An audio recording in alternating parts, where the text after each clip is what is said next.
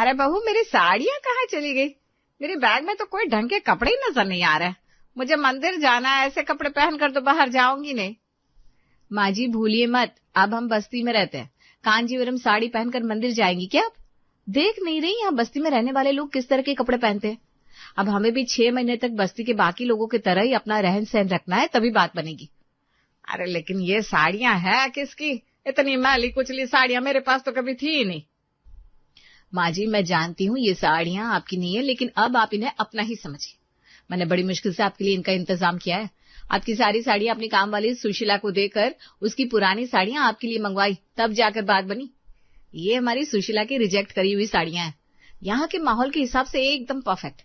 अब आप इनमें से कोई एक साड़ी पहनकर आराम से मंदिर जाइए। बहू की बात सुनकर बेचारी सास विशाखा का तो सिर ही चकरा जाता है। क्या हुआ? क्या विशाखा के साथ साथ आपको भी हैरानी हो रही है कि आखिर कोई अपनी नई साड़ियां कामवाली को देकर उसकी पुरानी फटी पुरानी साड़ियां क्यों लेगा? तो उसके लिए मेरे साथ आपको कहानी पूरी देखनी होगी।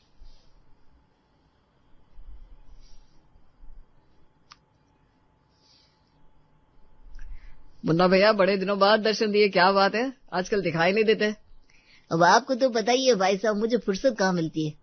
कभी विधायक, कभी सांसद, तो कभी बड़े बड़े बिल्डरों के साथ मेरा आना जाना उठना बैठना लगा रहता है। आप बताइए, आपका क्या हाल है? बस ठीक ही है।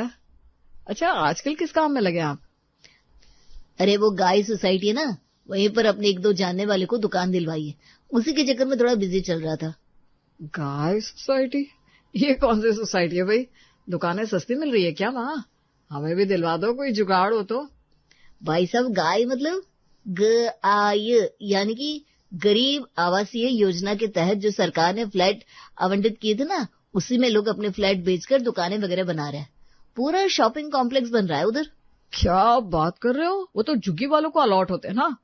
तो तुम्हारा मतलब है कि ये झुग्गी में रहने वाले लोगों को झुग्गी हटाने के बदले जो सरकार फ्लैट देती है उसे बेचकर ये लोग पैसा कमा रहे हैं। अरे अगर उस फ्लैट को बेच देंगे तो रहेंगे कहाँ? सचिन की बात सुनकर अब मुन्ना मुस्कुराने लगता है। अरे भाई साहब, बहुत सीधे आप, दुनियादारी तो बिल्कुल नहीं समझते। आपको क्या लगा जितनी झुग्गियां आपको दिखाई दे रही है वो सारे भिखारी लोगों की होती है?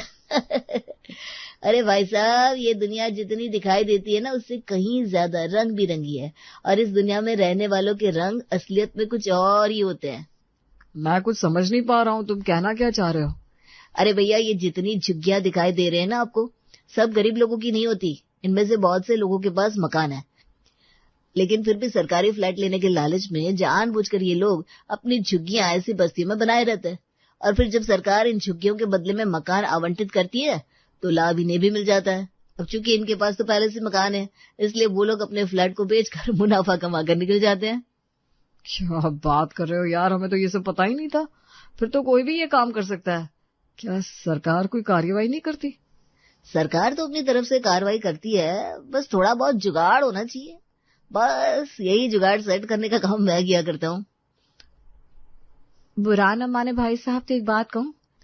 भाभी, बुरा तो मैं मान गया हूँ। मुझे आए इतनी देर हो गई, लेकिन आपने एक कप चाय भी नहीं पिलाई। अरे भाभी जी, आपके हाथ की एक कप चाय के लिए तो खींचे हुए आपके घर तक चले आते हैं। अरे माफ कीजिए, आपकी बातों में ध्यान लग गया और चाय की तरफ मेरा ध्यान ही नहीं गया। कुछ देर बाद रोशनी चाय की ट्रे लाकर हॉल में रख देती है और फिर उसी के साथ एक बार फिर से बातों का सिलसिला चल पड़ा। चाय पीजिए भाई साहब, और अब डिटेल में बताइए कि क्या और कैसे करना होता है। मेरा मतलब इतने लोगों का भला कर रहे हैं आप, अगर थोड़ा हमारा भी ख्याल कर लेंगे तो आपकी बड़ी मेहरबानी हो जाएगी।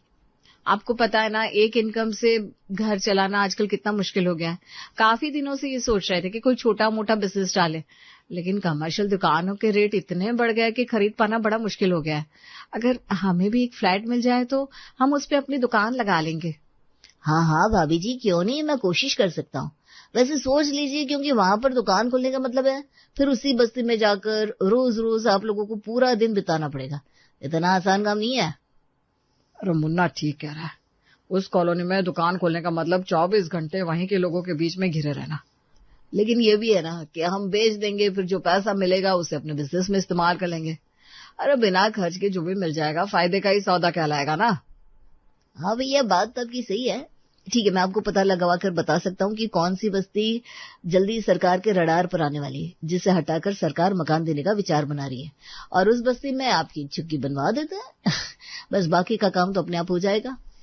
अरे वाह, आपने तो सारी मुश्किल ही हल कर दी। आपके ऊपर हमें पूरा भरोसा है, इतनी ऊपर तक पहचान है आपकी। अब तो हमारा काम बन ही जाएगा। 2 दिन बाद। सचिन भाई साहब, वो चौड़े नाले के पास जो बस्ती बनी है ना, बस अगला नंबर उसी का है। सरकार ने अपने स्तर पर पूरी तैयारी कर ली है कि जल्दी ही उन झुग्गियों को हटाकर उन्हें किसी साफ सुथरी जगह पर बसाया जाएगा। आप लोग अब देर मत करिए, फटाफट वहां अपनी एक झुग्गी डलवा दीजिए। ठीक है, मैं कल ही इंतजाम करता हूँ। क्या कह रहे थे, कुछ पता लगा? अरे बता रहे थे कि वो चौड़े नाले के पास जो बस्ती बनी है ना, बस उसी को हटाकर सरकार उनके पुनर्स्थापना के बारे में सोच रही है। पापा, तो क्या हम सबको अब वहां नाले के पास बस्ती में जाकर रहना पड़ेगा? मेरा दोस्त है ना ऋषभ, वो बता रहा था उधर बस्ती के बच्चे अच्छे नहीं होते। अरे नहीं बेटा, ऐसा किसने कहा तुमसे? हम लोग अपना घर छोड़कर कहीं नहीं जाने वाले। बस ये सब तो पापा ने और मैंने कुछ प्लान बनाया है, इसलिए हम वहां पर एक झुग्गी बनवा रहे हैं। लेकिन हाँ, ये हमारा फैमिली सीक्रेट है, इसके बारे में किसी को भी बताना मत। अगर हमारा सीक्रेट किसी को भी पता चला ना, तो बहुत बड़ी प्रॉब्लम हो जाएगी। ठीक है मम्मा, मैं किसी को कुछ नहीं बताऊंगा, आप बिल्कुल भी परेशान मत हो। अगले कुछ दिनों में झुग्गी बनकर तैयार हो गई थी, लेकिन सचिन और रोशनी अभी अपने ही मकान में रह रहे थे। अरे भाई साहब, ये क्या किया आपने? क्या हुआ मुन्ना, कुछ प्रॉब्लम है क्या? अरे भाई साहब, प्रॉब्लम क्यों नहीं होगी? आप लोगों ने झुग्गी तो बनवा दी, लेकिन अंदर पूरी झुग्गी खाली पड़ी हुई है। आपकी उस झुग्गी को देखकर अंधा भी बता देगा कि ड्रामा करने के लिए खड़ी की है। अरे कोई इंसान बस्ती में रहेगा तो सामान के बिना थोड़ी ना रहेगा, उसके अंदर थोड़ा सामान होना चाहिए। बेईमानी का काम भी करो तो इतनी सफाई से कि किसी को कानो कान खबर ना हो कि इसमें कोई गड़बड़ी है। ऐसे खुली आंखों से कोई मक्खी थोड़े ना खा सकता है। अब समझ रहे हो ना मैं क्या कहना चाह रहा हूँ? अरे हाँ, मैं समझ गया। मैं कल ही उसमें जाकर थोड़ा सामान वगैरह रखवाता हूँ। क्या हुआ, कुछ परेशानी हो गई है क्या? अरे परेशानी क्या होगी, बात तो ठीक ही कह रहा है मुन्ना। कह रहा था कि हमने उस घर में सामान के नाम पर एक टूटी मटकी तक नहीं रखी। अगर कोई भी इंस्पेक्शन करने आएगा तो पहली नजर में ही उसे शक हो जाएगा कि ये घर किसी और नियत से बनाया होगा। मैं ऐसा करता हूँ, बाजार जाकर थोड़ा सामान खरीद कर वहां पर ले जाकर रखवा देता हूँ। अरे बड़े मूर्ख हैं आप। बाजार जाकर नया सामान खरीदेंगे तो उसे देखकर समझ में नहीं आ जाएगा कि कल का ही खरीदा हुआ सामान है। सेकेंड हैंड मार्केट में जाइए, टूटा पुराना सामान लाइए और उससे वहां रखिए, ताकि पहली नजर में देखने पर यही लगे कि हम सालों से उस सामान को इस्तेमाल कर रहे हैं। और हाँ पतिदेव, कोई भी बहुत महंगा इंपोर्टेड सामान नहीं लेना है, सस्ता और चलती क्वालिटी का सामान होना चाहिए। अरे हाँ, समझ गया। सचिन और रोशनी ने बस्ती में बने हुए अपने छोटे से छप्पर के मकान में ले जाकर थोड़ा सामान रखवा दिया।